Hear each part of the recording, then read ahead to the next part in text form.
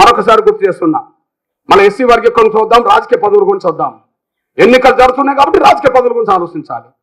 మొదటి నుంచి యుద్ధం జరుగుతుంది కాబట్టి వర్గీకరణ ఆలోచించాలి. ఇగో వర్గీకరణ చేసేది ఎవరు అంటే నరేంద్ర మోడీ గారే. మాదిగల్ని రాజకీయం గుర్తించింది ఎవరంటే బీజేపీ. కాంగ్రెస్ చేయలేదని చెప్పాను కదా, కాంగ్రెస్ చేయలే. సోనియా గాంధీ చుట్టూ తిరిగా, రాహుల్ గాంధీ చుట్టూ తిరిగా, మన్మోహన్ సింగ్ చుట్టూ తిరిగా, వర్గీకరణ చేయలే. కానీ గౌరవ నరేంద్ర మోడీ గారు ఇప్పటికీ ప్రధానమంత్రి అయినాక 3 సార్లు కలిసింది. మీ అన్నగా చెప్తున్నా, ఒకరోజు జూలై 8 వరంగల్కి వచ్చిండు. ప్రధానమంత్రి వరంగల్కి వచ్చినప్పుడు వినతి పత్రం ఇచ్చా. సార్ మా జాతి చాలా వెనుకబడ్డది సార్, మీరు మాకు న్యాయం చేయాలి సార్ అన్న. నేను ఇది 5 నిమిషాలు చదువుకున్నాడు. చదువుకొని వెంటనే దగ్గర తీసుకున్నాడు. వెంటనే దగ్గర తీసుకొని కృష్ణ ఖచ్చితంగా నేను వర్గీకరణ చేస్తా కృష్ణ అని చెప్పేశారు. ఇది ఇప్పటిదిగా జూలై 8 వరంగల్ వచ్చినప్పుడు, జూలై 8 వరంగల్